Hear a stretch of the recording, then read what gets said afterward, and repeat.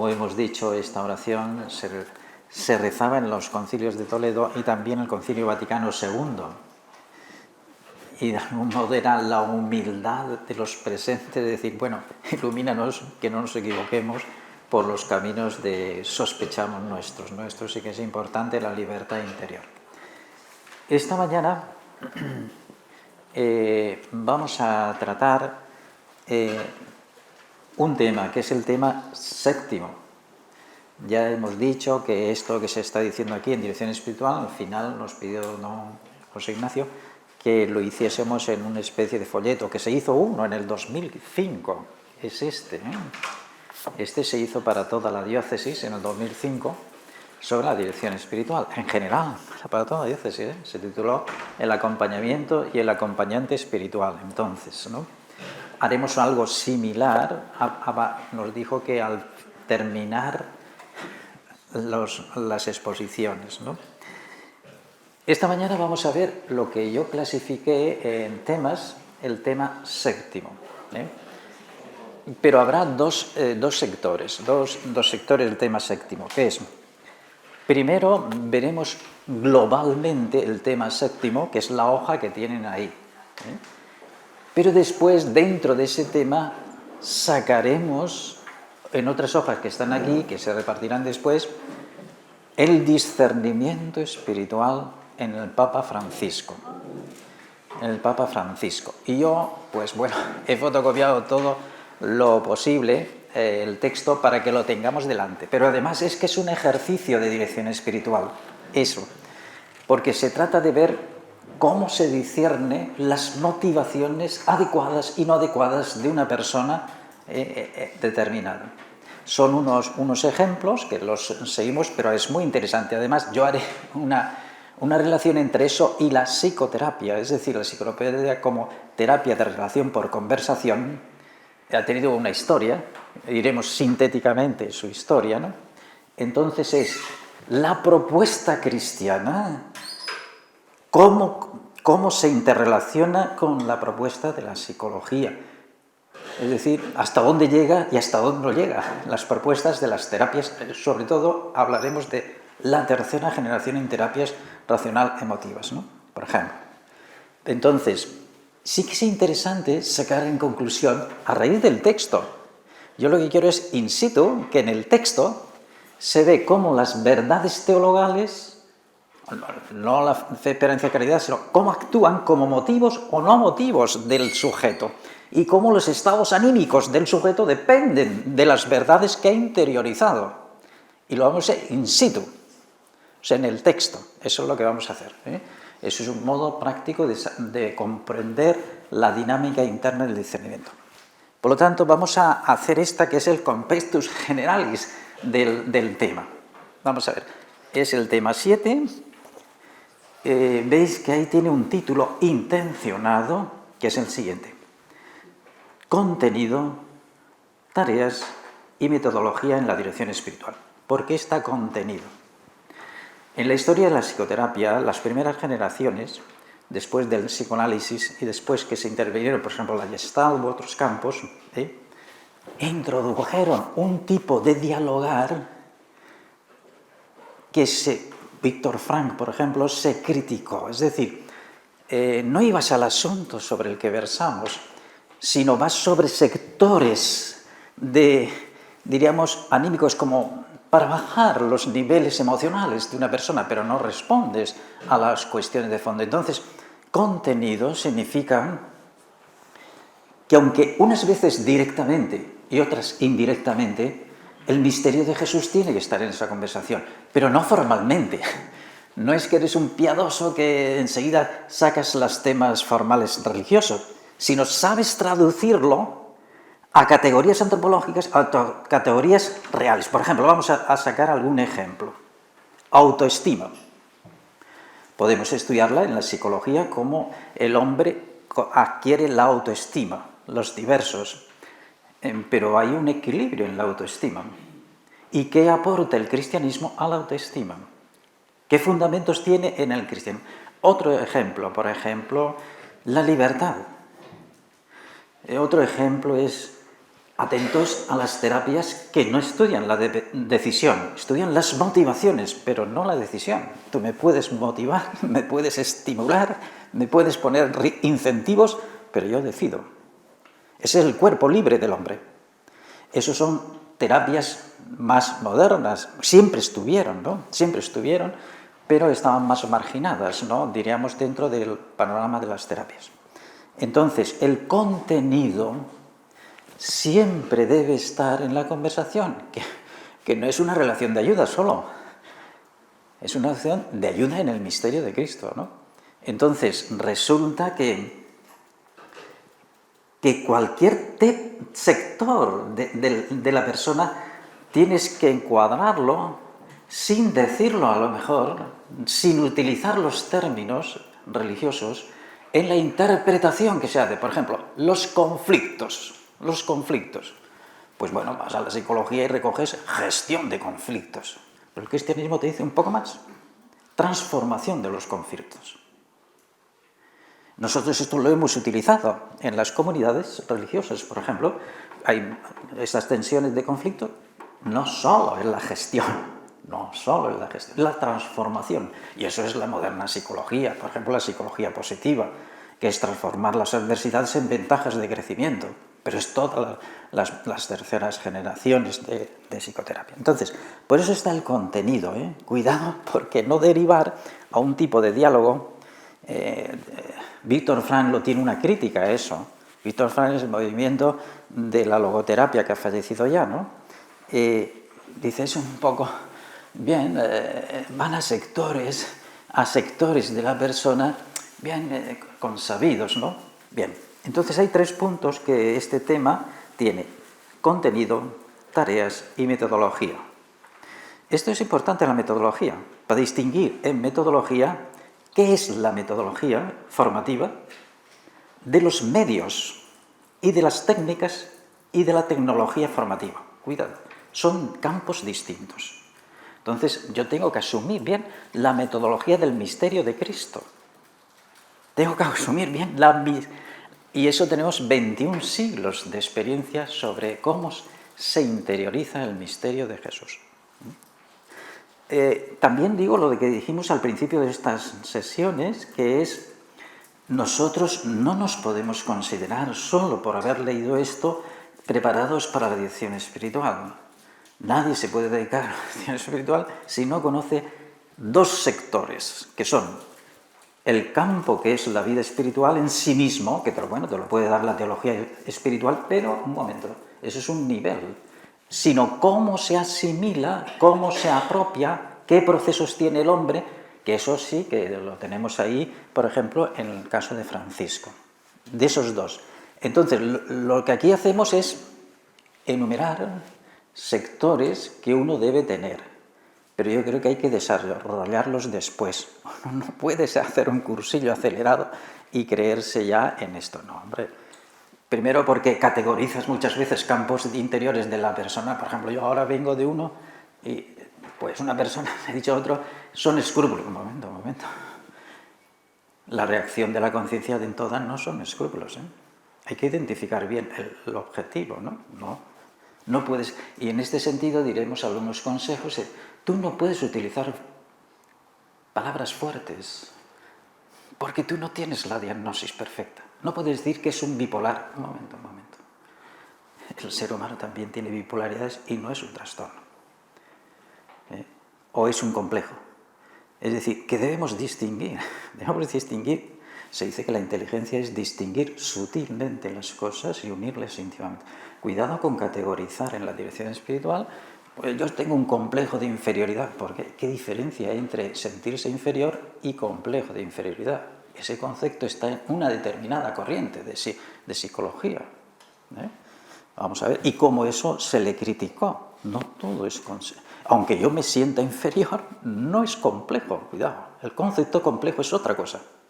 Y así sucesivamente en muchos campos diagnósticos, ¿no? Hay que llevar cuidado que nosotros no pontifiquemos diagnosticando con terminologías fuertes. Por eso siempre hay que hacer terminologías suaves.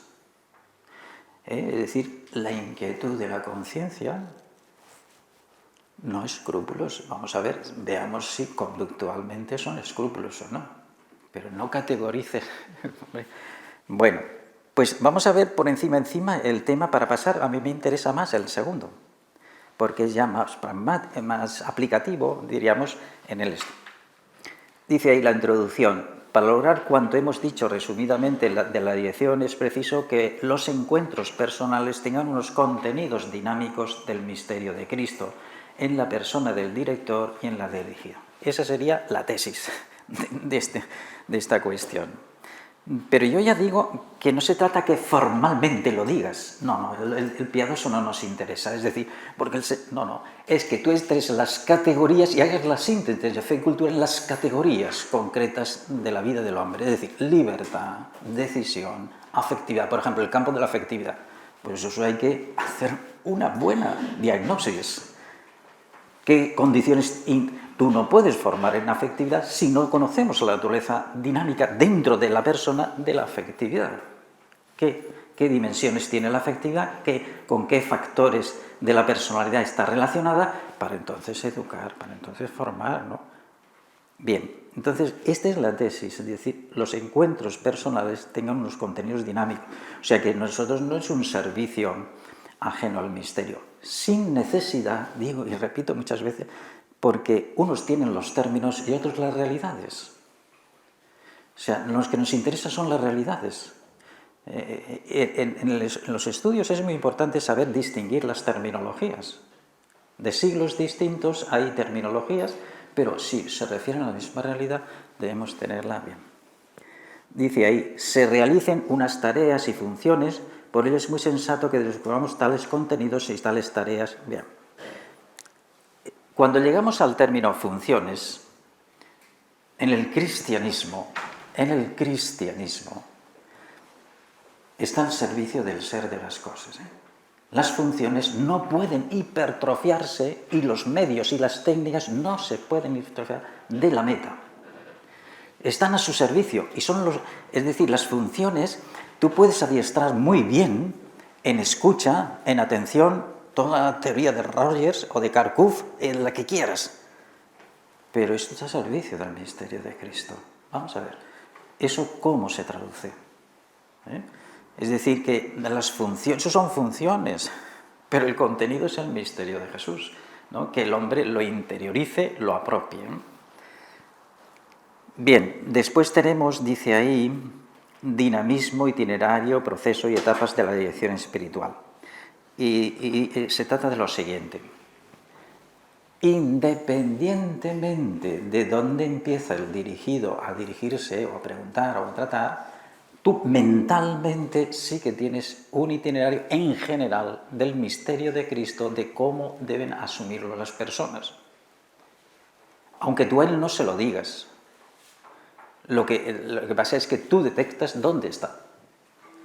Pero tú sabes que le falta esta área, que falta la área. Por ejemplo, la área eclesial, lo pusimos en unos temas, cuidado, ¿no? Esta se suele saltar. Es decir, la dirección espiritual ha quedado como en el monte Athos. Aquí yo doy dirección espiritual a mi círculo. No, cuidado. La dirección espiritual es un ministerio de la Iglesia. Es un ministerio de la Iglesia.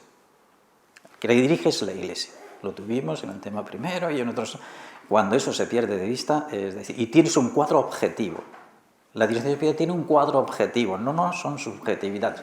Esos son los orientales y demás, pero nosotros tenemos un cuadro de 21 siglos de vivir el cristianismo que está reflejado.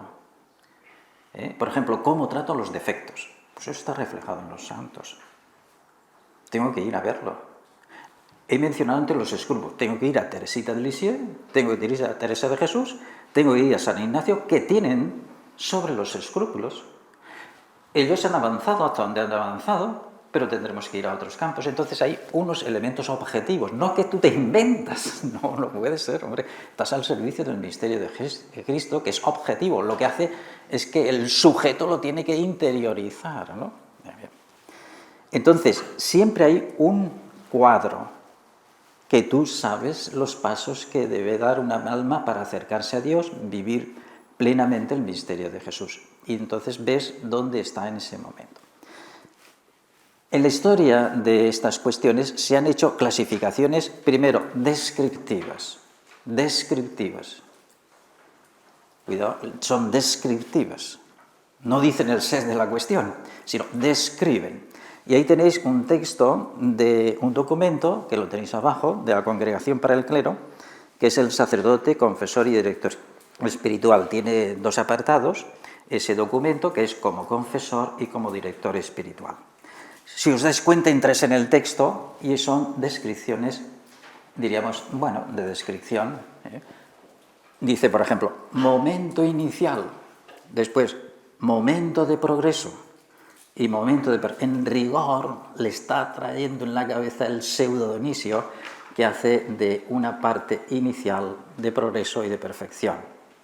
Pero si tú vas al texto, no nos describe qué procesos. Es así, sí. No nos describe qué procesos el sujeto debe tener. Eso es como si tú hicieses sobre las moradas de Santa Teresa de Jesús, pues hay unas ascéticas, una de transición, la cuarta, y otras místicas, la quinta, la sexta, etc. Bueno, lo has dicho todo. Pero, ¿qué hay dentro? ¿Cómo debemos acompañar las 3 primeras jornadas, las 3 primeras moradas de la vida de oración?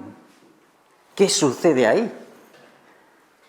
¿Por qué la transición en la cuarta? Eso ya no es de descripción, eso es de conocimiento interno, que diría San Ignacio de Loyola, ¿no? Por eso, etapas de contenido serían otro tipo de clasificar el proceso del hombre, que veis que es preciso tener en la mente, para operar en los coloquios de dirección espiritual, de un verdadero itinerario que tiene su dinamismo, su proceso y sus etapas de acuerdo con el contenido de la vida espiritual que el dirigido debe vivir. Este de contenido es más, es decir, tú ves en qué etapa de oración está, no que ha hecho oración, pero eso ya lo sabemos. En la dirección espiritual lo que se estudia es el proceso oracional. Hombre, oración, bien, ya lo sabremos. Sino, ¿cómo es el proceso oracional? Y ahí yo te he mencionado autores que estos lo tienen todo el proceso. Hay que ver, en las circunstancias actuales, del punto de partida de una persona. Dice ahí, San Francisco de Sales lo tiene, o sea, tú sabes que primero hay que ir por aquí y por aquí. San Ignacio de Loyola son los propios ejercicios espirituales y sus reglas de discernimiento, los tenéis allí. ¿Por qué se hace esto en la primera semana? ¿Por qué se hace esto en la segunda semana? ¿Y por qué se hace esto hasta la cuarta? Es un proceso. Él ha adaptado. Los ejercicios espirituales no es más que adaptación del pseudo Dionisio, es decir, siguiendo a muchos movimientos benedictinos de donde él lo ha cogido, de Manresa.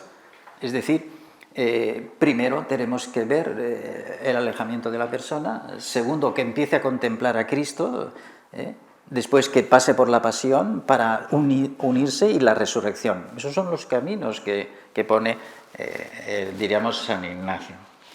Pues luego está San Juan de la Cruz, que tienes también, subida del Monte Carmelo. Tienes que, si no lo conoces, es decir, el sujeto tiene que ver, para él pensar como Jesús, tiene que ver la inteligencia, tiene que ver su afectividad. Para tener la afectividad de Jesús, pues tendrás que ir a San Juan de la Cruz, ¿no? En el Monte Carmelo, pero después en otros, en la llama de amor viva, ¿no? Claro, decir eso. O, por ejemplo, Santa Teresa de Jesús.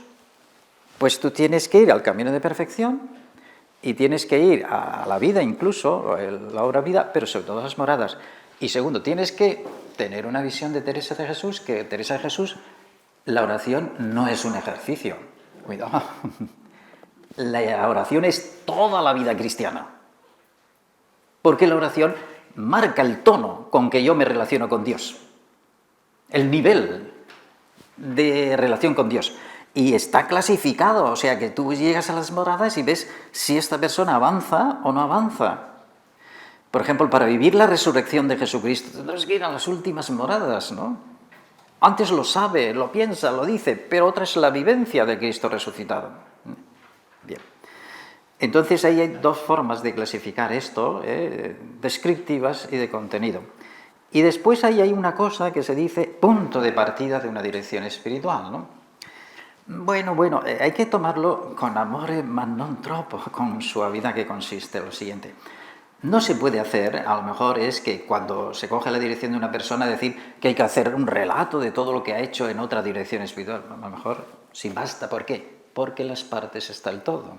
Entonces, en un momento lo descubres que cómo entiende la oración, cómo entiende la comunidad, ya está, los elementos. Pero algunas veces sí que la doctrina de la Iglesia sí que ha aconsejado esto. Pero se refiere más bien la doctrina de la Iglesia a las heridas que la persona trae históricamente.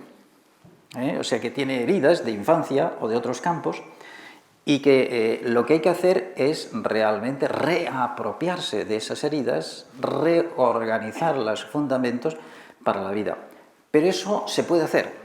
A lo mejor no es necesario hacerlo lo primero, sino en el mismo proceso de dirección espiritual tú lo llevas. Tú sabes que ha tenido padres alcohólicos.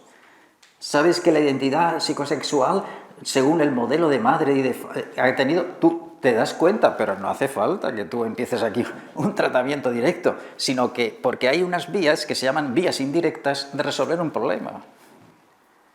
Un problema. Tú verás que le pides a Dios una cosa y no te la da, pero es que te está pidiendo otra que sí que es la génesis de lo que le pides. O sea que hay vías indirectas para resolver los problemas humanos y espirituales. Entonces, no quiere decir que tú es peor, es peor, porque hay una fórmula que se llama ansiedad, que si tú localizas a una persona en la ansiedad que tiene porque su padre era alcohólico, bueno, ve por vías indirectas, subsana otros campos y ¿cómo efecto se da? Es así. O sea, lo otro es monotemático, hombre, eso es muy simple, muy primario. Es decir, tú tienes que sanar otros campos de la persona. Pero sí que está aquí ese punto, ¿veis ahí que se pone punto de partida y de todo camino? Y hemos puesto los textos de la Iglesia que dice ese punto de partida, lo tenéis ahí en los documentos que son. Pero yo, mi opinión, que no es con lupa ahora, sino que si saneas, por eso se dice que la comunidad es terapéutica. Si a lo mejor se introduce en unas dinámicas nuevas, se sanean, porque el ser humano reduce. Y a lo mejor todo ese mundo fantástico y fabuloso que está metiendo en la mente, si tú simplemente que lo abras, la persona no, eso se coloca en otro lugar. Por eso dice, pero sí que hay, hombre, si se ve que ese punto está insistiendo y está determinando muchos estados anímicos, muchas determinaciones y muchos campos, se hace sin formularlo, a lo mejor. ¿No ves que cada vez que las cosas suben a la conciencia, hay un proceso? Nosotros decimos, por ejemplo, si tienes nervios y subir al ambón a leer, no te fijes en el estómago. Fíjate en las piernas que no mueven, esas no tiemblan. Es decir, si haces eso, en psicología es que aumentas lo que se llama ansiedad de expectación. Es una ansiedad que crece expectativamente según lo que vas a hacer. Entonces, no lo hagas, ¿no? Es decir, dirige la cuestión hacia otros puntos, porque el ser humano, cuando focaliza una cosa, pues puede emborracharse de esa cosa y no saber realmente. Pero sí, que bueno, yo os he puesto el punto de partida, pero lo haría con esta moderación de hacerlo. No es que tú vienes aquí y haces una exploración inicial, bueno, cuidado. Y yo veo esto, un momento, que hay que estudiar los test, ¿eh? Los test tienen sus teorías y nosotros no las hemos criticado, ¿no? O sea, cada test ha surgido en una corriente psicológica, ¿no? Vamos a estudiarlos, a ver, ¿por qué esta conducta identifica con eso? Un momento, vamos a verlo. No son científicos. Se están revisando los test continuamente, desde los primeros que se hicieron, tanto de inteligencia como de personalidad, no digamos los test proyectivos, los test del psicoanálisis, eso se ha revisado, hombre. Eso hay muchas corrientes, ¿no? Vamos a ver, solo está ahí el primer punto, dice, punto de partida, reapropiarse de la vida que quiere dar en todos sus aspectos, tender a integrar las componentes menos positivas y reconociéndolas con realismo y adoptando una actitud responsable. Es decir, se está tratando de que si una persona se va a entregar, se tiene que poseer, apropiarse de sus sectores, ¿no? Pero si es que está en los Salmos, si vas a los Salmos, vamos a ver. Es que en la formación cristiana, por ejemplo, mucha focalización sobre un campo, eso es como cuando uno está corrigiendo a un hijo. Mejor creas una segunda naturaleza, una segunda reactiva, que a lo mejor ya después no sabremos si es la original del niño o lo que ha sido reactivo a los tratamientos que ha tenido. Bien, aquí sí que se dice, pues, que del punto de partida es sanear el fondo de la persona.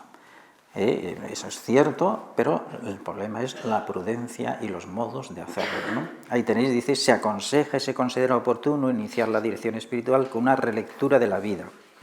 Veis que lo dice dos cosas. Lo dice la congregación del clero y lo que pone la otra congregación del clero es el plan de formación del sacerdote. Esto ha alarmado, eso está en un número, ese número que hay ahí. Yo he visto a catedráticos de Derecho Canónico meterse con ese número y decir, no, pues, momento, que los grados de la conciencia son varios, ¿no? Son varios. Entonces se pide, sobre todo en los seminarios, que uno pues diga todo su mundo que pueda obstaculizar, ¿no? Que pueda obstaculizar, pero no es bajar a la conciencia totalmente, ¿no? Porque si no, pues no puedes ayudar. Pero no es abrir. Es que esto fue una discusión entre formadores y director espiritual. Si los formadores debían ampliar el sector de la conciencia o no. Eso ha sido discutido y la Iglesia mantiene los dos fueros como seguridad, ¿no? Pero no impide que este número sea verdadero. Es decir, que aunque sea a nivel de formación, de rector, de formadores de seminarios, el que tú, de algún modo, hagas un recorrido de las bases tuyas. Por ejemplo, pues hay muchos elementos críticos en la formación de una personalidad. Por ejemplo, dentro de la infancia, un poco lo veremos, un poco, en lo que se llama dirección espiritual diferenciada, por edades.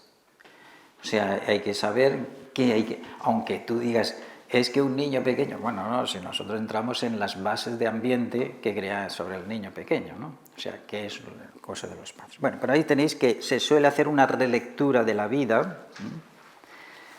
Damos la vuelta a la hoja y hay varios textos de esta relectura. Por eso en la página 2 se dice un proyecto vocacional rico de recuerdo creyente, es decir, sanear los recuerdos anteriores, ¿no?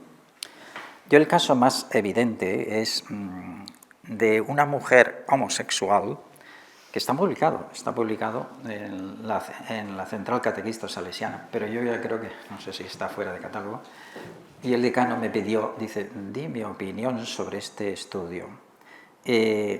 Fue tratada en un centro católico de Valladolid en concreto, ¿no?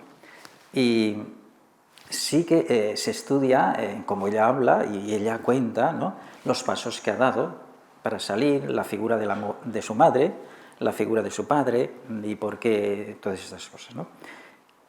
Pero hay un punto en ella que dice, hasta que yo no perdone a mi padre, no tengo paz. Entonces, quiere decir, esto se refiere a un proyecto vocacional rico en recuerdo creyente, de forma que es como un apropiarse de la vida para sanear campos previos en esto. Es lo que... Bien, hasta ahí diríamos ese punto. Que es evidente que el punto de partida es interesante, pero no es pragmático puro ni funcional. El calor, de hecho, la terapia, más que las teorías, las técnicas y los métodos, es la relación terapéutica. Porque, bueno, perdonadme, yo hice la tesis doctoral sobre la psicoterapia y entonces estudiar las diversas terapias y ver el cuerpo marco teórico de las técnicas y la meta, y se llegaba a la conclusión de que eran similares, teniendo marco teórico diferente, similar a los resultados, ¿no? Pero porque estaba fundado en la relación terapéutica. O sea, al establecer tú una relación cálida a una relación terapéutica, es un elemento sanador para el hombre, para el ser humano, ¿no? Seguimos adelante y dice ahí, el punto 2 en la página 2, contenido, tareas y metodología en dirección espiritual. Dice, mutua implicación entre contenido, tareas y metodología de la dirección espiritual. Este punto es importante, ¿no? Vamos a ver, yo he distinguido en metodología formativa lo que es la metodología, cuidado, si tú vas a formar a una persona en cualquier campo, lo que es la metodología de lo que son los medios, las técnicas y la tecnología formativa. Son campos distintos. Bueno, distintos, los marca la metodología. O sea, si nosotros queremos formar personas humanas en Cristo, sería una humanización del hombre en Cristo, eso es nuestra tarea. Los métodos tienen que estar relacionados. Una cosa son los medios, las técnicas y la tecnología educativa o formativa. Lo podemos ver después un poquito, pero entonces esto es lo que queremos decir, mutua implicación. Lo digo por lo siguiente, vamos a ver. Tú te sometes a una terapia cualquiera. Yo, perdonad otra vez hablar, cuando vine aquí a España, yo la tesis doctoral la hice en el extranjero, y entonces cuando vine aquí no se me homologaba, porque no estábamos en la Comunidad Europea ni nada. Y inicié en la Universidad de Murcia una tesis doctoral nueva sobre uno que es Carl Rogers, que es el que dice que no dirige a la gente. Que no dirige a la gente. Pero un momento, le hacemos los test de valores al principio, en medio y al final de un tratamiento, y sí que vemos que la gente gira hacia los valores del terapeuta. Eso está probado, hombre, está probado. O sea que la relación cálida hace que uno gire hacia campos de la... Entonces, usar cualquier terapia no es indiferente ni inocuo. Segundo, lo que más difícil hoy está en las terapias es cómo articulas las terapias. No es una justaposición de terapias, no. Tienes que tener un cuerpo bien cogido de la antropología del hombre, de sus problemas y de cómo se recuperan. No, eso es, hay muchos intentos de un folclore, ¿no? Por ejemplo, no lo sé cómo lo llaman a estos, hay unos que pues cogen todas las terapias de todos los sitios, pero claro, la terapia tiene una teoría, va hacia un punto y promueve un determinado, por ejemplo, en Carl Rogers lo que te busca es el organismo, es decir, me está enseñando a descubrir en mi cuerpo sectores y esos que son necesidades los convierte en valores. Entonces, un momento, vamos a ver, porque luego resulta una persona determinada, ¿no? Después de la terapia, ¿no? Bueno, lo único es eso, la implicación que hay entre contenidos, tareas y metodología. Después he puesto ahí una cosa que se llama disposiciones para iniciar y mantenerse en un proceso formativo experiencial. Bueno, esos cinco puntitos han nacido históricamente entre nosotros, yo diría que entre nosotros, que hemos trabajado aquí en el Seminario de Orihuela Alicante, porque esto lo hemos nosotros ofrecido también en otros lugares. Vamos a ver, lo que pasa es la edad en que está uno en los seminarios, ¿no? Esto también hay que tenerlo en cuenta, la capacidad de interiorización sólida del misterio de Jesús, ¿no? Pero nos preguntábamos ¿qué debemos hacer para que una persona progrese adecuadamente en la vida espiritual? Que se aprenda todos los documentos, que se sepa todas las cosas. A raíz de estos 5 puntos, creemos que hay un núcleo virtuoso que, si eso lo promovemos en la persona, crea buenas disposiciones para el futuro. Eso es lo que son estos 5 puntos.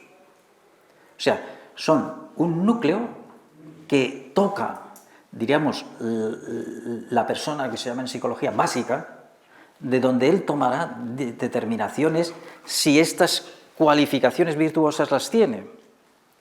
Por ejemplo, y todas están cogidas o de Santa Teresa de Jesús o de San Juan de la Cruz. Lo veis ahí. Dice, primera disposición formativa, andar en verdad delante de la verdad. Le hemos hecho relación con la ratio. La ratio es el documento de formación de toda la vida del presbítero. ¿Lo veis que pone abajo ratio? Pues es eso, la última, la del Papa, ¿no? ¿Veis que pone andar en verdad delante de la verdad? Autenticidad, humildad, consiste no más a edificar una experiencia sólida si no andas en verdad. Eso es primera de Juan. Si ya estás sobre la apariencia, la vanagloria, es decir, con sinceridad, andar en verdad delante de la verdad, que es la segunda, es Dios. Ese texto es de Teresa de Jesús. No se puede construir, no se puede construir. Lo único que sí que debemos aceptar es en que en la preadolescencia y la adolescencia hay mucho mimetismo de identificación y que lo consideramos transitorio. Uno está identificado pero no arraigado. Está identificado con unas cosas pero no está arraigado. Veamos las pruebas de la vida. No, nosotros no le vamos a poner ninguna prueba, son las propias pruebas de la vida las que pongan en jaque esto. Esta es una disposición muy esencial. Es andar en verdad delante de Dios, con Dios. Segunda disposición, el que me puedan decir mis defectos y el que me puedan corregirme. Este es un campo preventivo, porque hay un momento en que la inteligencia se hipertrofia por la afectividad. Eso está en las distorsiones mentales de las corrientes raciocognitivas. Es decir, ya no ve, no ve. Entonces, para liberarnos de eso, yo estoy abierto a que me corrijan desde fuera, otros ojos vean. Es el Salmo 18b. El Salmo 18b. Absuélveme de lo que se me oculta. Porque hay un sector de mí que se me oculta. Hay un sector de mí que lo conoce la gente y yo. Otro que lo conozco, no lo conoce la gente, y otro que lo conoce la gente y yo no lo conozco, pero hay uno que ni la gente ni yo lo conocemos. Eso es la historia de la psicología, algo así. Pero estaba mejor dicho en las Sagradas Escrituras. En las Sagradas Escrituras, en ese Salmo. Es más, en San Pablo lo tenéis también. Dios es más que mi conciencia. Es muy importante la formación de la conciencia ahí. Bueno, entonces, el que una persona, esto es lo que hay que formar. Si tú no vas a terminar la formación en el seminario, aunque te lo creas, ni en el noviciado, ni en este periodo, lo que hay que crear son disposiciones permanentes para gestionar bien el proceso de formarse continuamente. Y esta es una, que me puedan corregir, que la autoestima no se me hunde, que no huya de que me corrijan. No pasa nada, porque tú tienes la autoestima en otro lugar, en Cristo. Bueno, pues pueden decir, es más, puedo discernir si me lo están diciendo porque me han clasificado o por lo que sea, ¿no? Tercera disposición, darnos del todo al todo sin hacernos partes. Es de Teresa de Jesús también. ¿Eso qué quiere decir? Las experiencias vividas hondamente como absolutas, es decir, no hacer el juego. No hacer el juego, es decir, aquí aparezco así, luego aparezco de otra forma, luego aquí. Eso no construye una solidez de unidad interior. No lo va a construir. Entonces, este es un sector que hay que... Cuarta disposición, dice, para llegar a saber hay que ir por el no saber, es de San Juan de la Cruz. Es el texto de Jesús, uno no se entiende ahora, se entiende más tarde. Es cuando está, diríamos, fijaos, hay un campo que hay que meditar sobre él, y estos son vías indirectas para corregir esto, que son muchos textos que hay en el Nuevo Testamento que dicen, primero el de San Pablo, yo soy un perseguidor, un vehemente, un tal, pero yo no sabía lo que hice. Eso hay que dialogarlo. ¿Cómo que no lo sabe? ¿Qué es que sabe y qué no sabe? San Pablo. Eso es muy interesante para la vida espiritual. Y eso hay que hacerlo. Yo no sabía lo que hacía. ¿Y si lo sabe o no lo sabe? Lo cual nos remite a que hay una gradualidad de la conciencia de la persona. Más sitios. En el discurso de San Pedro, en los Hechos Apóstoles, dice, vosotros lo hicisteis y no sabíais lo que hacíais. Hay un no saber. Está el mismo exposición de Jesús en la cruz. Perdónales porque no saben. Entonces, esto, con los formandos, hay que verlo. Que hay campos que nosotros creemos que dominamos y no. Por ejemplo, vas a dejar el seminario o dejar el noviciado. Que tú tienes campos que no sabes de ti mismo. Entonces es importante en ese campo. Y por último, que es la síntesis de la vida espiritual, el de Teresa de Jesús también. Búscate en mí y búscame en ti. Este texto. Eso es la síntesis del camino espiritual. Búscate en mí, es decir, ve construyendo y edificando tu personalidad en mí, y después diríamos, búscame dentro de ti. Porque a Teresa le gustaban mucho las imágenes hasta que terminó con las imágenes y descubrió la presencia de Dios. No que terminó, pero sino que... Esto es importante porque solidifica internamente al sujeto. Es la inhabitación de la Trinidad dentro de nosotros. Porque el cristianismo no coge la fuerza de fuera, no. El cristianismo coge la fuerza de dentro.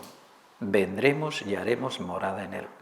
No, siempre que sea hay que acompañar a que se viva esa presencia de Dios dentro de nosotros, porque es la forma de destruir los temores, las preocupaciones. Recordaos el texto del Salmo 93, cuando se multiplican mis preocupaciones, tus consuelos son mi delicia. Sí conseguimos eso. Bueno, pues estos son disposiciones. Hay falta disposiciones del director espiritual. Estaban en temas anteriores, pero sí que os quiero decir un punto que estaba y que no se vio porque fue ese día que yo terminé corriendo, la supervisión de la dirección espiritual. Eso lo tenéis, si tenéis ahí los temas, que eso lo di en el tema tercero, protagonistas, si vais leyendo, dice supervisión del acompañamiento y del propio acompañante. Página 5 del esquemas del tema tercero. Cuidado, esto es verdadero. Las psicoterapias también se supervisan desde el principio. El psicoanálisis hacía cuando preparaba un analista, hacía un análisis didáctico. Pero además del análisis didáctico, es decir, eso está ahí. Quiere decir, debe haber una supervisión del propio director espiritual de cómo dirigir. Eso no se hace de auto, lo tenéis ahí, cuidado. Y esto en cualquier formación terapéutica está también en la teología. Y veis que también se cita ahí a alguna autora que en el Congreso sobre ejercicios espirituales lo ha aportado ella desde otro campo, ¿no? Es la única que la ha aportado, que veis que pone en la cita 37 Beatriz. Esta la ha aportado en la reunión de todo el mundo, es muy sintética, no ha desarrollado mucho, y es una que lo practica en Madrid. Ahí veis abajo que dice supervisión del acompañamiento espiritual en este volumen que está dedicado. Hay falta psicología y ejercicios espirituales en el texto, O sea, en los coordinadores se me ha saltado psicología y... Bueno. Entonces, desde el principio de las terapias, se practicaba una supervisión del terapeuta. ¿Por qué? Por varias cosas. No solo por las técnicas. Le podemos dar más cursillos de formación técnicas. No, por las transferencias. Porque en la relación dual es posible que haya unas transferencias.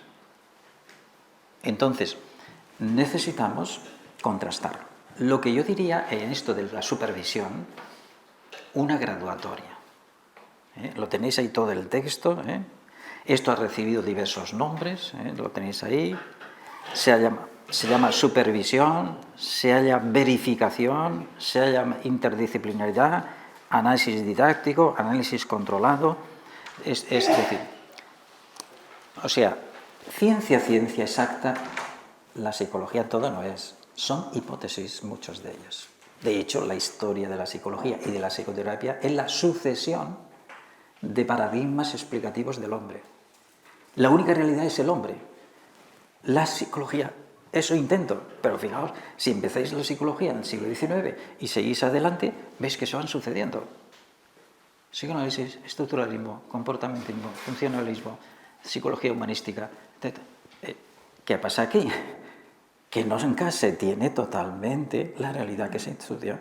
Son hipótesis transitorias, ¿no? Entonces, esta supervisión, esto sí que es necesario, porque si no puede haber una ipsación del sujeto, director espiritual. El sujeto no se contrasta con nadie. Entonces, yo diría que es gradual. Lo primero es que nos contrastemos con la Iglesia, o sea, cómo este problema lo ha resuelto la Iglesia.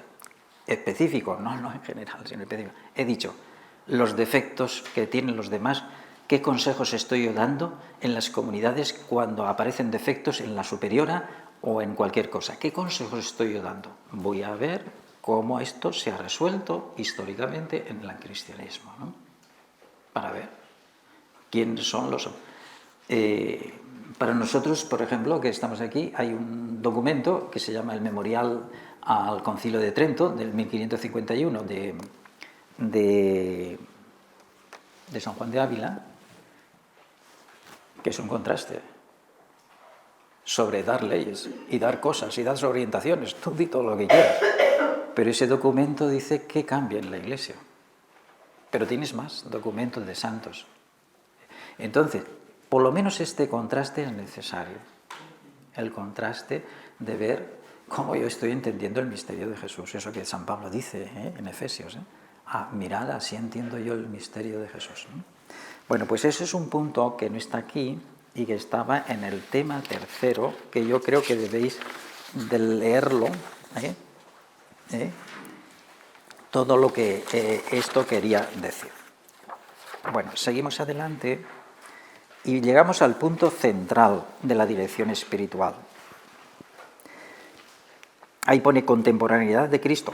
Esto se vio en el tema segundo. ¿Qué quiere decir contemporaneidad de Cristo? ¿Qué quiere decir? Después dice, dirección espiritual acompaña este encuentro integral. Una de las cosas que hay que verificar es promover el encuentro integral con Jesús.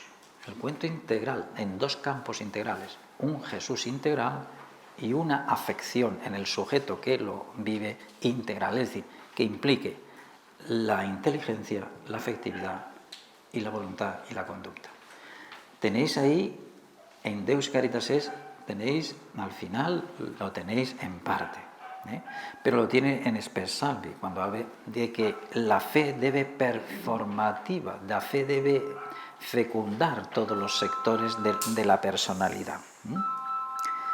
Y después dice, ahí falta un punto que se me ha saltado, que es este núcleo central, eso tiene un término modernamente. Es el mismo de siempre, pero el tema, por ejemplo, tú lees Gálatas y dice, vivo yo, pero no soy yo, es Cristo quien vive en mí. Vivo yo, ese ¿cómo se llama hoy? O, por ejemplo, otro que creo que está en Efesios, no sé, ahora lo debería, que Jesucristo habite dentro de vosotros, ¿no? A eso se suele llamar experiencia configuradora.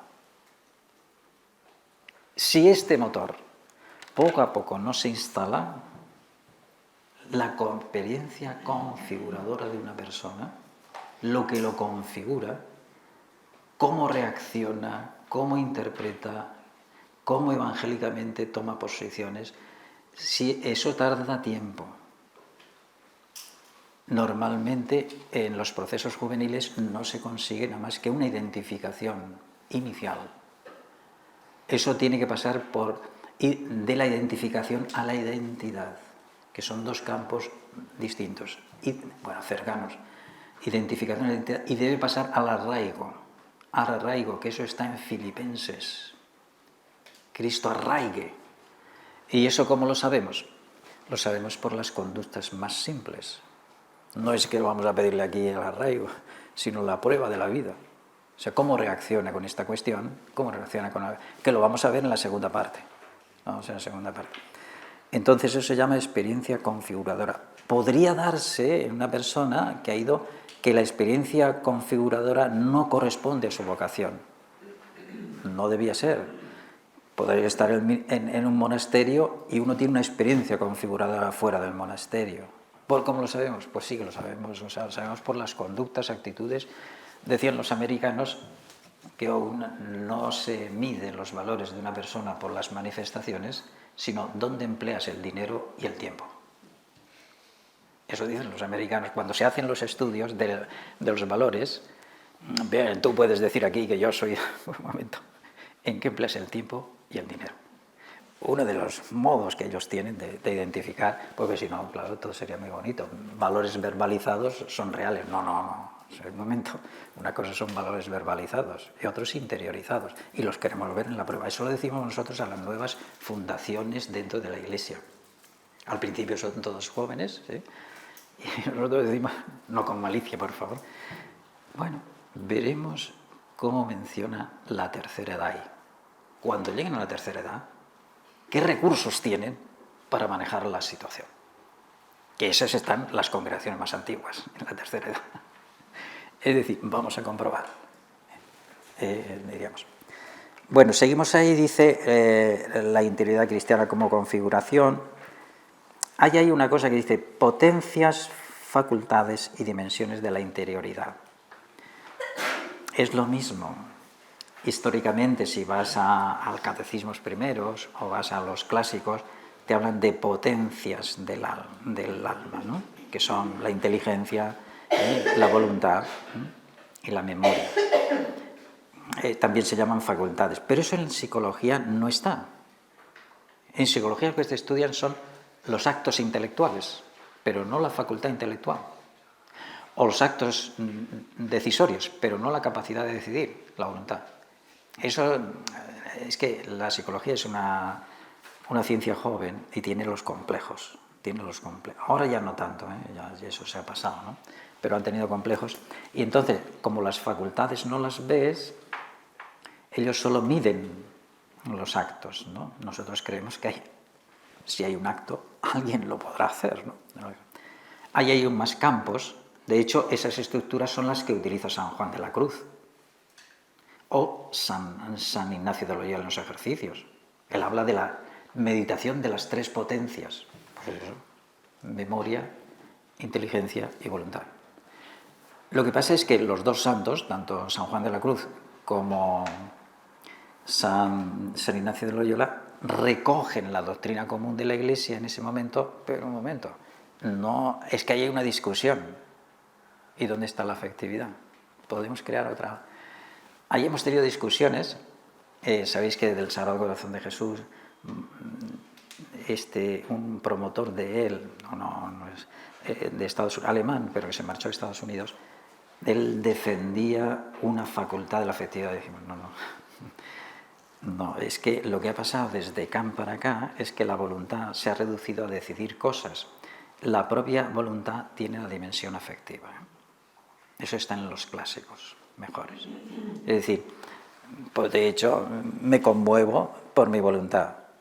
Entonces, lo que nosotros no decimos nada de esa clasificación, pero incluso la memoria es de la inteligencia.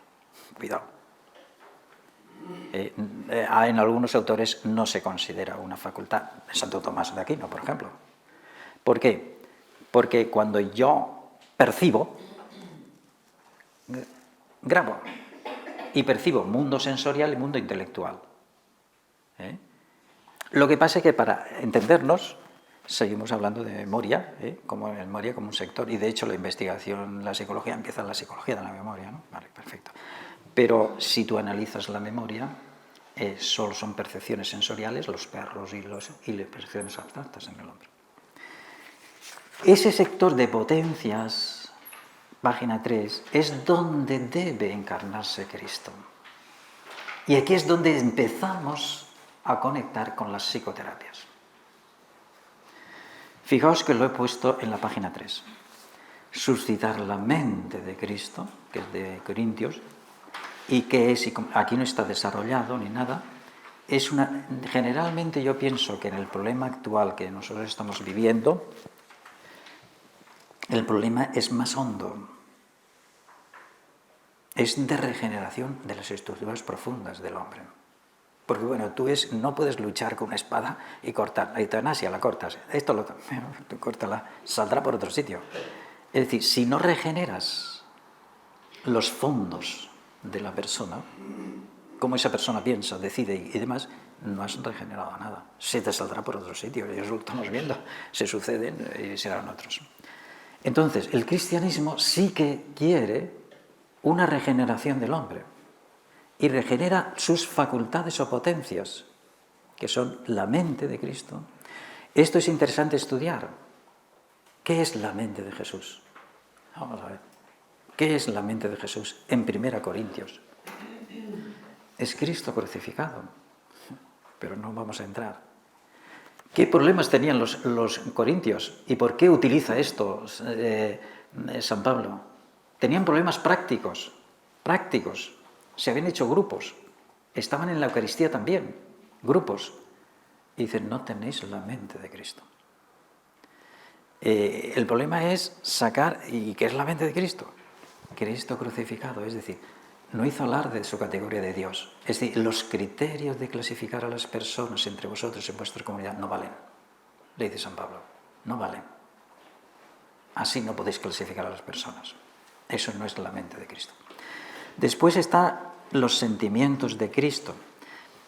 Este punto es muy interesante. ¿Qué aporta el cristianismo a los sentimientos y a la afectividad? Cuidado. Incluso recupera elementos, el cristianismo, permanentes de cómo se entiende la afectividad. Sin eso, vamos a ver qué hacemos con los sentimientos. Porque tú vas al texto este de Filipenses 2:5 a ver cómo se entienden los afectos y los sentimientos. Y hay que regenerar. Porque si yo tengo que formarlos, tengo que saber las notas internas de los sentimientos, la estructura de un sentimiento, para saber dónde debo acentuar para recuperar la afectividad. No entramos tampoco en este punto, pero que esto es lo que pretende. Después está suscitar decisiones en Cristo. Esto no lo vais a encontrar en los manuales generales de psicología. Ellos lo han implicado en la motivación, generalmente. Pero el ser humano, tú me puedes motivar, me puedes dar dinero y a lo mejor yo digo que no lo acepto. El ser humano tiene la herramienta más profunda, es la decisión. Según el cuerpo mental que yo tengo, de mi misterio donde yo estoy, no te acepto el dinero. No hago esta injusticia. Y me das ventajas, pero no. Eso se llaman estímulos y demás. Entonces, hay que regenerar esto, porque sin esto no crece espiritualmente el alma. No va a crecer. Y después está el testimonio, el buen olor de Cristo y demás, ahí lo tenéis. Ahí tenéis después, voy un poco ligero por ver si termino esto pronto, fomentar una espiritualidad, este es el fundamentada, profunda, integral e integradora y misionera. Si veis, los textos son del Papa Francisco, son los textos, no entramos. Entonces, dentro de esta tarea esencial de la experiencia configuradora de Jesús dentro de nosotros, otra labor que hace la dirección espiritual es fomentar y cualificar los medios de la vida espiritual, que están al servicio de esto, de esta configuración del corazón. Y ahí tenéis, que tampoco vamos a entrar, los medios, sacramentos. Una de las cosas que debemos saber es que la propuesta cristiana, lo dijimos en la primera clase o segunda, en lo que se llama la ley antigua y la ley nueva. Es que yo creo que en el cristianismo actualmente se continúa con la ley antigua, y esa no es. La ley nueva, pues si lo tienes allí, pero eso está en San Pablo, pero después se ha desarrollado durante la teología.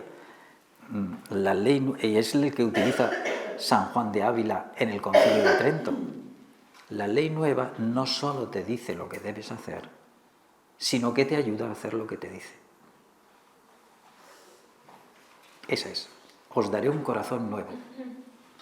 Es el Espíritu Santo dentro de nosotros fortaleciéndonos para hacer lo que nos manda. Eso se ha traducido de formas diversas. Por ejemplo, San Agustín, en las Confesiones, da lo que mandas y manda lo que quieras. Da lo que mandas. Pero esto el creyente debe estar muy claro. Si no, caeremos en lo que el Papa nos dice, en los pelagianismos o en el gnosticismo. El misterio cristiano no solo te dice lo que debes hacer, sino que el cristiano tú comulgas, recibes el Espíritu Santo y tienes que tener en cuenta los dones del Espíritu Santo. Como no se tienen en cuenta, los dones del Espíritu Santo actúan sobre los sectores de la personalidad para que decida según Jesús. Entonces, es importante, veis que ahí pone dones y frutos. Después tener una buena estructura de la vida espiritual. Las virtudes teologales y las morales. Tener el cuerpo, vamos a ver, está el misterio de Jesús. Bueno, nosotros queremos vivirlo, tenemos fe, esperanza y caridad. Esos son los fines. Los fines.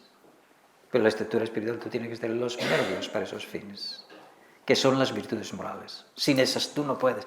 Mírate a San Pablo. Sin esas no puedes vivir la fe. No. La fe fecunda las virtudes morales, unas por vía infusa y otras por vía adquirida de la persona. Virtudes morales.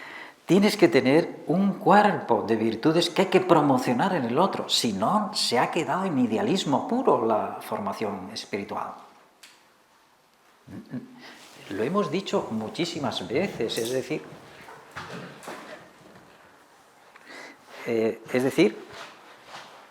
esto debe estar, y ese sector de la ley nueva, de Cristo, esta es la ley de Cristo, o la ley evangélica se llama también. Si aquí está el misterio de Jesús, aquí están las virtudes, fe, esperanza y caridad, pero estas virtudes operan por las potencias del hombre. Las virtudes son directamente a Dios. Creo, espero en Dios. Vale. Pero eso, ¿cómo lo traduzco? Entonces, esto tiene que pasar al cuerpo del hombre, a los principios operativos, que son eso las potencias o las facultades, es decir, que tú pienses, decidas y demás. Y esto requiere unas virtudes que ya no son las teologales, sino encarnación de estas en estas. Es decir, y eso se llama modernamente destrezas, habilidades sociales o lo que tú quieras llamar. Pero son las virtudes de urbanidad, de sentido.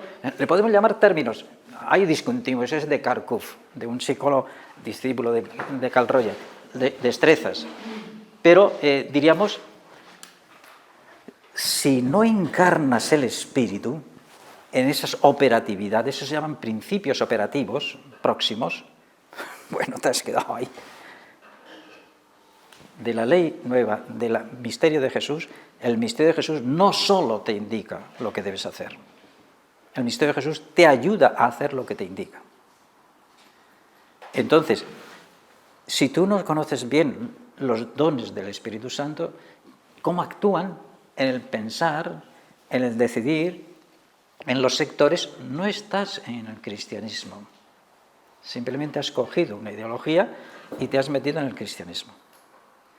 Entonces, ahí tenéis los sectores. Y tener dentro de las virtudes diríamos, el cuerpo virtuoso del hombre. Eso actúa sobre los sectores operativos del hombre. Yo tengo que hablar, las virtudes del hablar, diríamos, ¿no?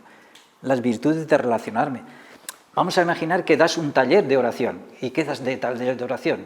Tienes que ir a las virtudes del orante. Bueno, las tienes en el capítulo 4 de Camino de Perfección. No es iluminar lo que es la oración, no. Son las virtudes del orante. Teresa te las dice. Desasimiento, desprendimiento de las cosas, amor al prójimo, si no, no vas a crecer espiritualmente, fortaleza y humildad. Las 4, te las tienes en el capítulo 4, cuando ella quiere formar a sus monjas en la oración. Entonces, un taller, bueno, ¿pero dónde vamos? Simplemente a significados del diccionario de oración, eso ya lo sabemos, ¿no? Es crear el sujeto que va a orar, ¿no? El sujeto que va a orar, son sus virtudes, ¿no? Bien, seguimos ahí, vean, dice medios necesarios de la vida espiritual, la dirección, la lectura, en fin, el trabajo humilde. Ese trabajo humilde cuidado con entenderlo como pelagianismo, ¿no? No, está dicho con una frase de San Pablo, dice, he trabajado más que todos y ha sido la gracia en mí. Es más, la gracia en mí. Eso dice San Pablo. Esto no es fácil. Nosotros hemos tenido problemas en los seminarios. Naturaleza y gracia, no lo tienen claro. Que no lo tienen claro. Y hemos tenido que decir, hombre, que esto, la obra es de la gracia que actúa sobre la naturaleza y la naturaleza se pone al servicio de la gracia. Nosotros hemos tenido problemas con gente que presentaba trastornos y que creían que al revés, en dos campos, creer que la gracia le va a suplir. No, tampoco. Gracia no suple la naturaleza, salvo en casos extraordinarios. No la suple. No empecemos por ahí. Es la conjunción de ambas cosas. Es el cristianismo. El catolicismo es eso. Un combinado de gracia y naturaleza. Después está la metodología, y perdonad, ya vamos a terminar. Un tema importante sería, ¿qué es metodología? ¿Qué es metodología? Esta asignatura ha desaparecido, o este pensamiento ha aparecido de la formación actual pedagógica y de ciencias de la educación. Simplemente es el camino, metodología. La metodología es la aplicación con intervenciones formativas en orden a un fin. ¿Cuáles son las más idóneas? ¿Y qué medios debe utilizar las más idóneas? Y la metodología está en función del... Vamos a imaginar que tú quieres humanizar al hombre. Pues es evidente que tu metodología debe tener en cuenta los sectores más personales del hombre, no los comportamentistas. No, lo más personales es la decisión, las intenciones, la mente, los campos esos. No, los otros bien. No vamos a entrar a ver, quizás en el resumen hagamos alguna definición de metodología, ¿no? Metodología es la ciencia, pero además de la metodología está la prudencia, cuidado, ¿eh? O sea, la prudencia educativa o formativa o en dirección espiritual, que es la clave. Tú no puedes estar aplicando trabajos de Estados Unidos aquí, simplemente porque, un momento, ¿quién tienes delante, no? Entonces, nosotros tenemos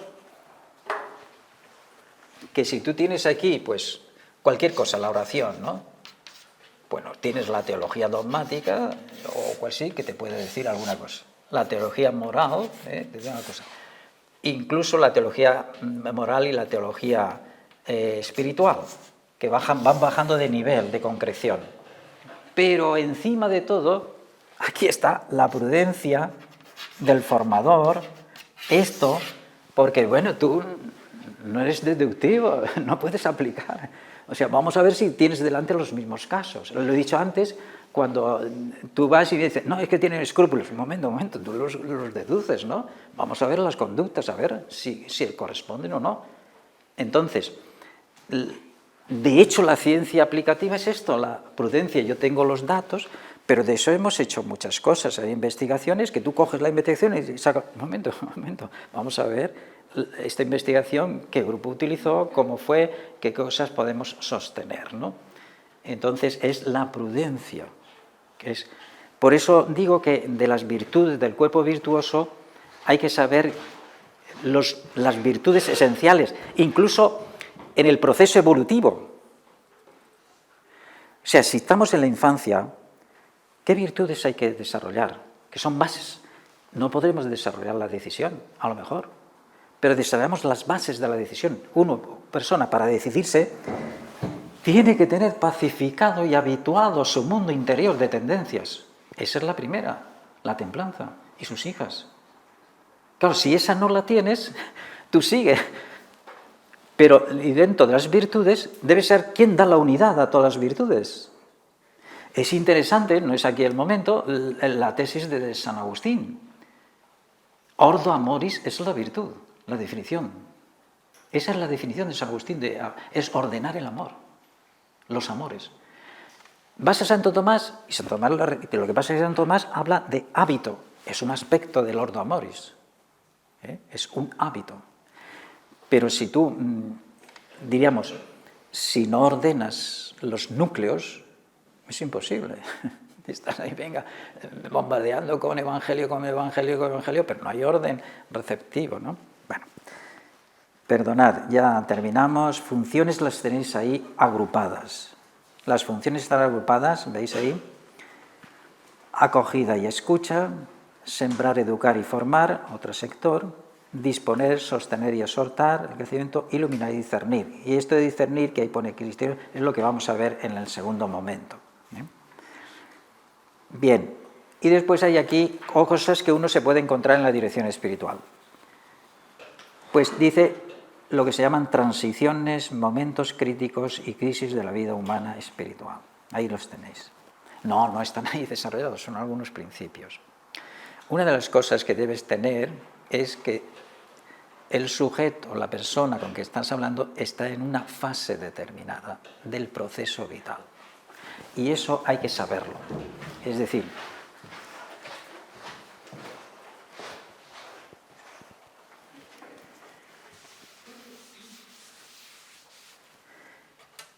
esto es el proceso vital de la vida de toda una persona. Y esto está dividido en fases y están conectadas. Por eso nosotros, aun la dirección espiritual, hablaremos de fases bajas. ¿Por qué? Porque el sustrato óptimo de la experiencia religiosa está bajo la confianza radical de los padres. Entonces casi nos dirigimos a los padres porque creen la base, eso se llama undimbre de una persona que es clave para ver cómo va a ver a Dios. Nosotros hemos tenido problemas, por ejemplo, la gente que tiene problemas con sus padres, ¿cómo ven a Dios Padre? Entonces, hay una cosa que se llama fase y conjunto. Las fases están dentro y tú tienes que tener en cuenta. Imaginemos que viene un sacerdote, una vida religiosa o un matrimonio por una fase por aquí y te quiere cuestionar la decisión que tomó. Un momento, vamos a ver la fase. O sea, suele ser que hay ahí una revisión, que se llama inventario, revisión de las decisiones que yo tomé en la adolescencia. Ahí tendrás que ir a reconstruir, porque él vivirá esas cosas, ¿no? Entonces, hay que distinguir en el sujeto que está en una fase y cada fase va conectada con la otra. La más experiencia es esta, que los que son mayores en las familias a lo mejor no han pasado por la fase de infancia y han sido ya adultos esto. Puede ser, pero eso se recompone. Hay un principio que en terapia se sigue, que es: podemos malograrnos en las relaciones de nuestra vida, podemos también recuperarnos en nuevas relaciones. De hecho, eso es lo que propone el Papa, nuevas relaciones en Cristo. Entonces, hay fases. Lo que puede ocurrir, y eso lo debes saber, no empecemos ahí, que estas fases funcionan así. Que aunque yo tuve aquí una adolescencia, puede ser que a los 35 años se vuelva otra vez, pero a nivel distinto. Por ejemplo, el proceso de identidad mía va creciendo. Y aquí tengo una crisis de identidad, pero aquí también la tuve. Pero no es la misma. O sea que se vuelve sobre los mismos campos en edades distintas. Pueden suceder. Bueno, esto es decirlo por encima. Eso debe estar un poco en el tema último, que es el tema 10, dirección espiritual diferencial. Bueno, perdonad, vamos a ver si terminamos esto y ya nos olvidamos de esto. Después están esos de las transiciones, es muy importante, Es muy importante saber momentos transitorios, ¿no?, que hay. Luego están los fenómenos extraordinarios en la religiosidad, que ahí los tenéis, ¿no?, que suelen aparecer, a lo mejor, revelaciones, visiones, estigmatizaciones, sudor de sangre, levitación. Bueno, pues esto, ir a las fuentes, entre ellos tenéis alguna cita ahí de fuentes abajo, veis que en la página 5, la cita 28, pues hay una lista ahí de posibles lugares donde se va de autores para consultar, ¿no? Después está lo que se llaman, página 5, enfermedades somáticas y psíquicas y vida espiritual. ¿Cómo afecta esto a la vida espiritual, las enfermedades somáticas y psíquicas? Bueno, no está desarrollado, esto está clasificado, simplemente. Luego está Normalmente hay quienes hablan de enfermedades espirituales. Rigurosamente no son. O sea, el espíritu no enferma. Vamos a ver. Lo que pasa es que ahí, analógicamente, se consideran enfermedades espirituales los vicios o los pecados, o lo que es, o sea, y de hecho así se predica y tal, pero el espíritu no está sometido a enfermarse. Es que se desorienta el espíritu, eso es otra cuestión, ¿no? Por eso les ha puesto una cosa que se llama infirmidades. Es un nuevo término que se ha introducido, pero que no es nuevo en cuanto a la realidad. Ya estaba en Víctor Frank. Víctor Frank hablaba de neurosis noógenas. Noógenas de nous significa neurosis de falta de sentido en la vida. Pues bueno, se llaman infirmidades, veis ahí, un modo que no lo puedes colocar en las enfermedades psíquicas ni somáticas, pero es un modo de enfocar la vida que no es sano. Eso es lo que quería decir. Pero no puedes clasificarlo. Ya veis, lo dice, finalmente hay alguna nomenclatura, las infirmidades, veis ahí que los incorpora, se califica de infirmidades a modos inadecuados de vivir como persona, esto es, a la forma de no vivir con firmeza en tanto persona. Las infirmidades en realidad... Pero esto estaba ya dicho por Víctor Frank. Víctor Frank, si tenéis búsqueda de sentido, tenéis muchísimos libros traducidos aquí. Es decir, eso fue la novedad de Víctor Frank, porque Víctor Frank primero se formó un poquito en crítica al psicoanálisis, pero él se separó y después buscó lo que se llama logoterapia o búsqueda de sentido. Y entonces lo que estudió es la pérdida del sentido, pero no como una enfermedad psíquica, y él lo dice muy bien, no sea, sino una enfermedad del hombre que ha perdido el sentido de las cosas. Perdonad y terminamos y descansamos un poco y luego vemos los otros puntos, ¿no?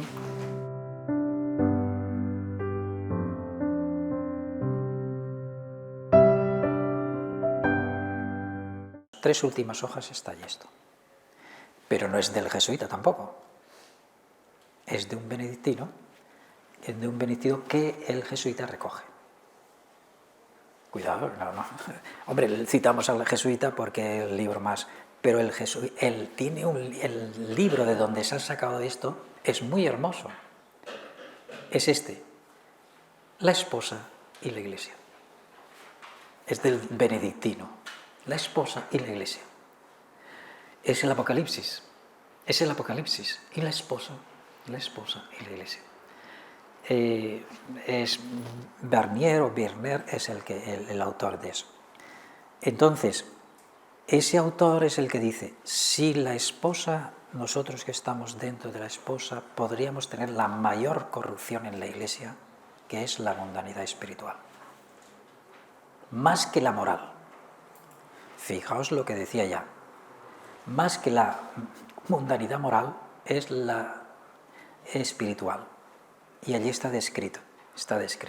Entonces, de ahí lo ha escogido. ¿Y en qué consiste esta mundanidad espiritual? Aquí es donde nos explica las conductas propias de una mundanidad espiritual.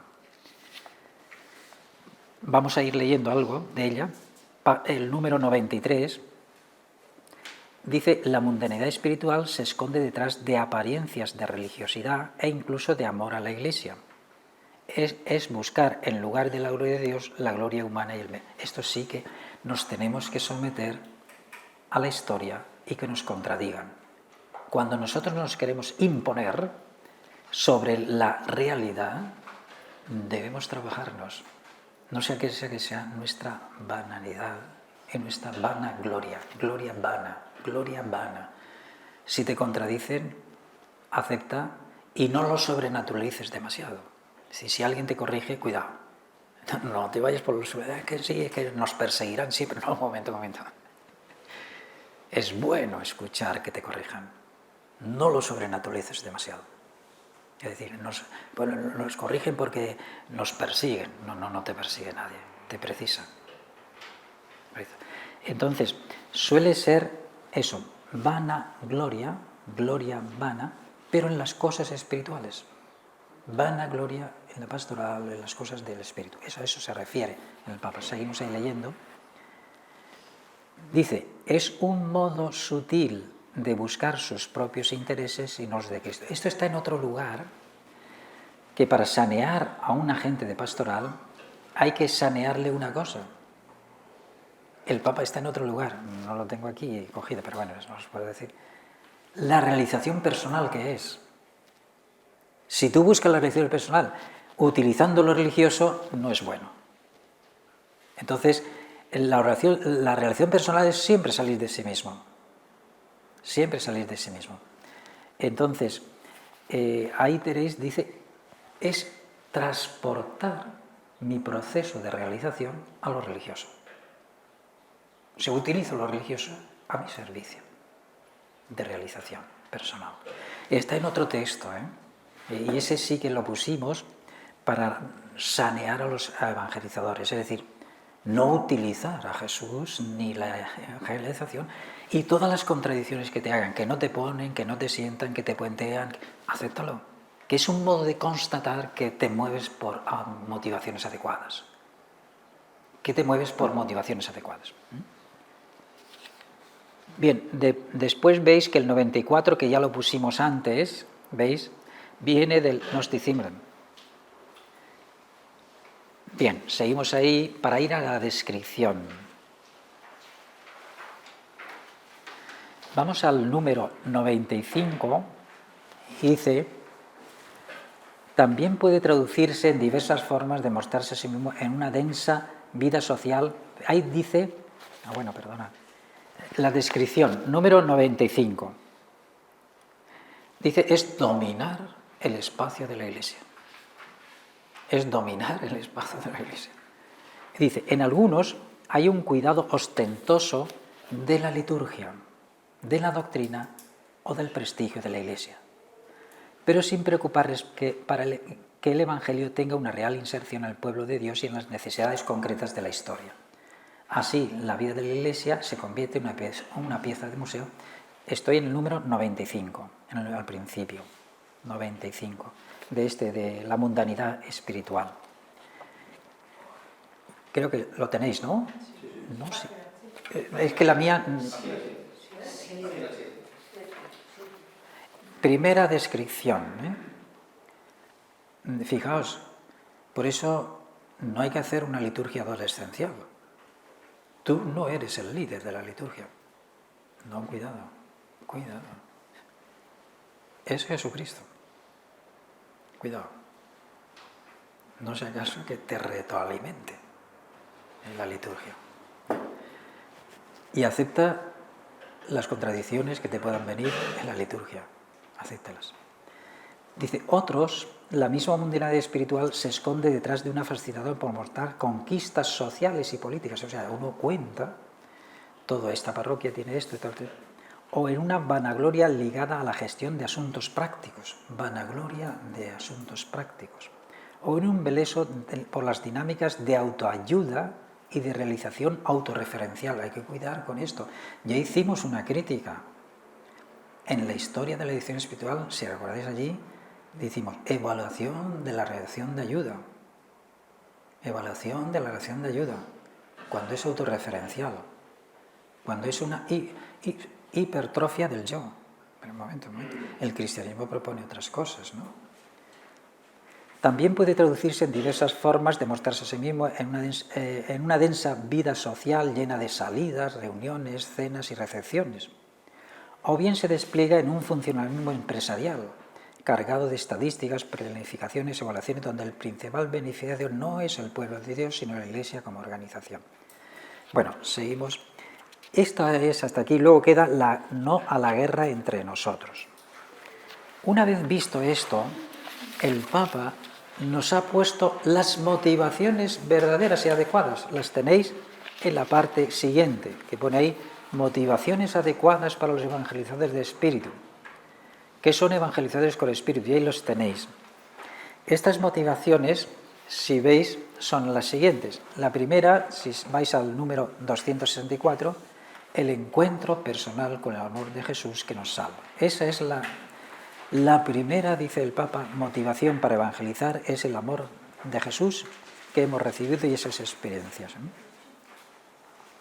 Dice ahí una cuestión que eso se vio creo que lo vimos en lo que nosotros distinguimos entre deseo esencial y deseos particulares. Deseo esencial que lo llevan todos los hombres.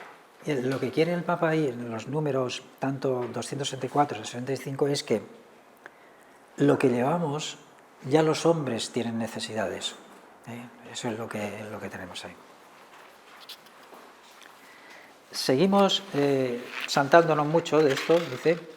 Luego está el gusto espiritual de ser pueblo en la página en el número 268. Pero lo que más nos interesa es ver los efectos de la acción misteriosa del resucitado. Número 275. Esta. La acción misteriosa del resucitado en el Espíritu. Aquí hay una serie de descripciones de estados de ánimo de la persona que no vive a Jesucristo resucitado, aunque esto tarda uno el tiempo de vivirlo en Teresa de Jesús. Es interesante leer algunas páginas para el desánimo, al desánimo, la desesperanza. Por ejemplo, número 276. Su resurrección no es algo del pasado. Entra ahí una fuerza de vida que ha penetrado en el mundo, donde aparece que todo está muerto, por todas partes vuelven a aparecer brotes de resurrección. Estas son convicciones de un evangelizador. No te entregues. Ya no digo misa porque no viene nadie, no, tú sigue.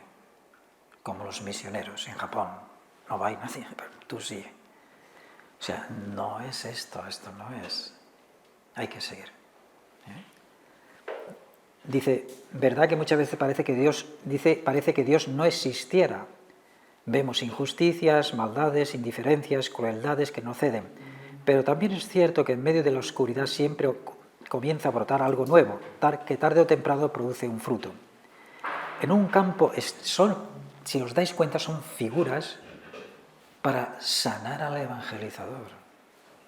Son figuras para curarlo al pobre evangelizador ante lo que ve. En un campo arrasado, no, aquí se cierra la iglesia ya. No, hombre, que no. Si en un campo arrasado vuelve a aparecer la vida, tozuda e invencible. Esas filosofías son ejecutivistas, no son del misterio evangélico. No, eso ya no es. No has creído, no. Dice, habrá muchas cosas negras, pero el bien siempre tiende a volver a brotar y a difundirse. Cada día en el mundo renace la belleza que resucita y transforma. Seguimos ahí leyendo la otra página, la historia. Número 277. También aparecen constantemente nuevas dificultades y como la experiencia de fracaso, que no ha venido nadie. ¿Le das gloria a Dios? No, tú no te preocupes. Que no ha venido nadie, que no venga, no pasa nada. Nosotros seguimos. La experiencia de fracaso, experiencia que a veces tarea, no brinda las satisfacciones que desearíamos. Los frutos son reducidos y los cambios son lentos. Y uno tiene la tentación de cansarse. Sin embargo, no es lo mismo, otra vez vuelve sobre este tema del cansancio. Es desesperanza. Por cansancio, baja momentánea los brazos como cuando los baja definitivamente dominado por un descontento crónico. Atento a esto. Descontento crónico. Descontento crónico. Por una acedia que le seca el alma. Puede suceder que el corazón se canse de luchar porque, en definitiva, se busca a sí mismo. Esta es una de las tesis. En un carrerismo sediento de reconocimientos, aplausos, premios y puestos. Esto uno no baja los brazos, ya que no tiene garra. Le falta la resurrección. Seguimos leyendo en los números, el número 279. Yo creo que debéis leerle después detenidamente y meditar esto, y meditarlo, pedirle al Espíritu Santo esto. El número 279 también. Como no siempre vemos brotes, resultados diríamos, nos hace falta una certeza interior y es la convicción de que Dios puede actuar en cualquier circunstancia, también en medio de los aparentes fracasos, porque llevamos un tesoro en reciente. Esta certeza es lo que llama sentido del misterio. Aquí está el sentido del misterio.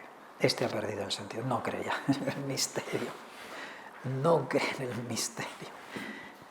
Pues fíjate, los de Maús, o sea, este no cree en el misterio ya. No. Nosotros esperábamos. Le he rezado tanto a Dios, le he rezado tanto a Dios. No. Tal fecundidad y muchas veces invisible, tesis importantes, tal fecundidad inaferrable, no puede ser contabilizada, esto es la tesis, no cuentes el número de que han venido, por favor. Uno sabe bien que su vida dará frutos, pero sí pretender saber, estas tesis hay que cogerlas, ni cómo, ni dónde, ni cuándo. Esto es importante, es decir, no midas el número de asistentes, no, eso no quiere decir. Dice, tiene la seguridad que no se pierde ninguno de los trabajos realizados con amor, no se pierde ninguna de sus preocupaciones sinceras por los demás, no se pierde ningún acto de amor a Dios, no se pierde ningún cansancio generoso, no se pierde ninguna dolorosa. Todo eso da vueltas en el mundo con una fuerza de vida. Esto, que yo para qué hago esto, si ya me estoy cansado, si aquí no viene nadie, si aquí no era esto. No, todo eso tiene efecto.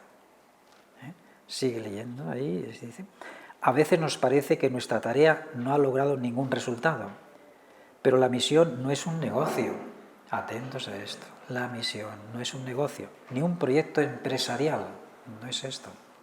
No es tampoco una organización humanitaria, no es un espectáculo para contar cuánta gente asistió gracias a nuestra propaganda.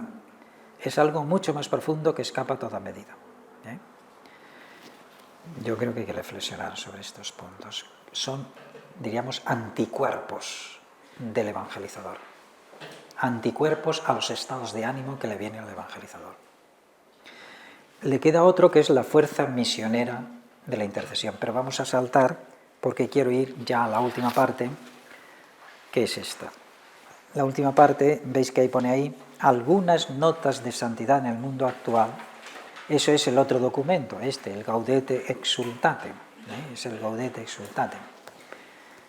Vamos a ver, el Papa pone aquí unas cuantas notas que son exigibles y la tenéis que hacer en la vida espiritual real hoy.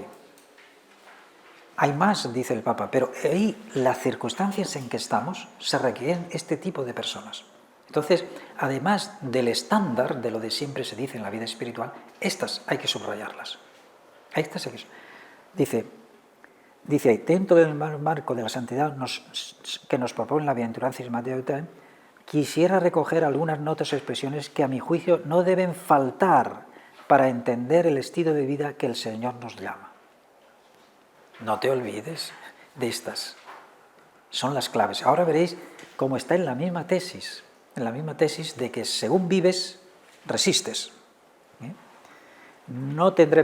Dicen, estas notas que quiero destacar no son todas las que pueden conformar un modelo de santidad, pero son 5 grandes manifestaciones del amor de Dios al prójimo, fijaos, de amor a Dios al prójimo, que considero de particular importancia debido a los riesgos y límites de la cultura de hoy. Ese es el motivo. La cultura de hoy no va por esa línea. Tú necesitas estas notas. ¿Cuáles son estas notas? No las vamos a ver todas, pero lo quiero decir, la filosofía de estas notas, o la teología de estas notas, es donde hay que descubrir. La primera es esta, aguante, paciencia y mansedumbre. Pero yo te quiero subrayar algo. ¿Cómo se puede aguantar? Paciente. Él te va a hablar de una firmeza interior que te da Jesús por su gracia. Leo. Dice, la primera de estas notas es estar centrado. Centrado. Eso que San Pablo te dice en Filipenses. Para mí la vida es Cristo. Si estás centrado y tú eso lo vives y lo meditas y lo contemplas y lo rezas, firme en torno a Dios, que ama y sostiene. Ese es el núcleo. Y desde ahí, ¿qué pasa? Para el aguante y Fijaos, desde esa firmeza interior es posible aguantar, soportar contrariedades, los vaivenes de la vida y también las agresiones de los demás, sus infidelidades y defectos. Fijaos la tesis. siempre va a insistir en esto, que el corazón esté centrado, que esté pacificado, que esté sólido en Jesús. Aguantas, es decir, bueno, esto es una anécdota, esto son pequeñas tonterías del mundo humano, son condiciones humanas. Solo desde esa. Fijaos que esto lo va a repetir varias veces. Y esta es la base en las comunidades para aguantarnos unos a otros. Seguimos abajo y veréis que dice lo mismo. A partir de tal solidez, ¿veis? A partir de tal solidez, el testimonio de santidad en nuestro mundo voluble y agresivo, es decir, ¿qué tipo de santidad para este mundo? Si estás sólido, hasta aquí llegas y de ahí no pasas. Eso está en los Salmos y en Job. Hasta aquí llegas y no pasas. Estamos en Cristo, estamos en la roca de Cristo.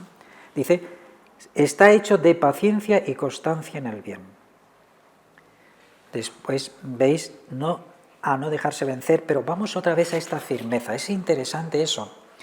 Lo cual está diciendo que el misterio de Jesús no ha arraigado dentro de nosotros con toda su fuerza. Damos la vuelta a la hoja y vamos a otro sitio. Dice el número 114, hace falta luchar y estar atentos frente a nuestras propias inclinaciones agresivas y egocéntricas para no permitir que arraiguen. Es decir, como me están machacando, yo puedo reaccionar para autodefenderme. Pero la persona más fuerte es la que tiene la templanza y domina su reacción y le puede al otro, como Cristo en la cruz, le va a poder. Es omnipotente en el amor, tiene más fuerza, hombre. Tiene más músculo de amor. Entonces, estar atentos a las propias inclinaciones agresivas y egocéntricas cuando nos machacan. Y te sonríes y lo estudias y dices, bueno, la condición humana. Ha tenido esta idea de mí, se ha hecho esta idea de mí y me machaca. Pero nada, es una pequeñez, es un infantilismo. No tener... Dice una cosa el número 115, que dice, también los cristianos pueden formar parte de redes de violencia. Esto no lo permitamos. A través de Internet y de esos foros y espacios dedicados. Es decir, que los cristianos, al verse acosados, eso hay que ir a la primera carta de San Pedro. Es muy interesante la primera carta de San Pedro. Y la carta a los romanos. Dice, volverle al mal bien y sacarle los colores, haciéndole bien. Hombre, hay que discernir si es una cuestión patológica, si no es una cuestión eso, bueno, debemos poner las soluciones, ¿no? Pero esto no dice que en otro lugar nosotros precisemos, estamos adelante, precisemos con amabilidad lo que me está diciendo. Puedo hacerlo también. Fijaos, después el número 116, que otra vez sale la firmeza interior. Y fijaos, lo que pasa es que si tú crees en la gracia, o creemos en la gracia, cuidado, léete el neopelagianismo, que cree en la gracia pero no cree en la gracia. Cree en la gracia pero no cree en la gracia. Entonces dice ahí, la firmeza interior que es obra de la gracia nos preserva de dejarnos arrastrar por la violencia que invade la vida social. Porque la gracia, fijaos, aplaca la vanidad y hace posible la mansedumbre del corazón. Hay dos textos aquí que no están, o uno sí, que el Papa dice, eso ir por la vida de tontos. Lo dice el Papa, cuidado, está aquí y está en la bienaventuranza, más atrás. Dice el Papa, bien, pero los mansos poseerán la tierra.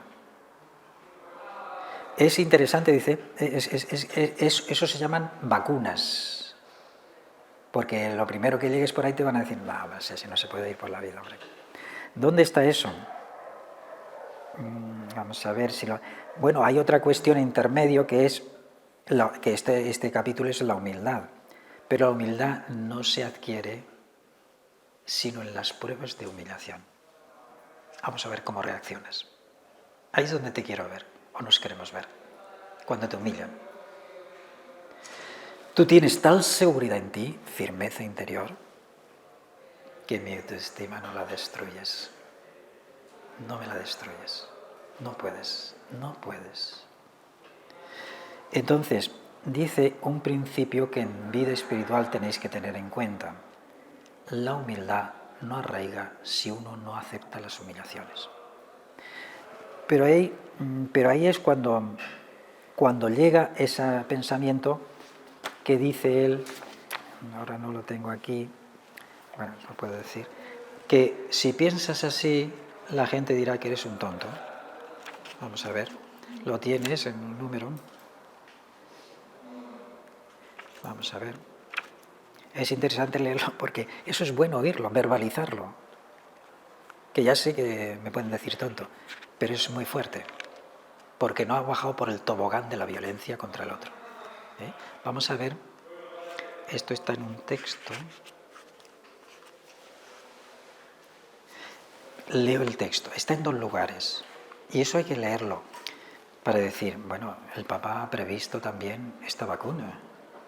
Dice ahí, no digo que la humillación sea algo agradable, porque eso sería masoquismo, sino que se trata de un camino para imitar a Jesús y crecer en unión con Él.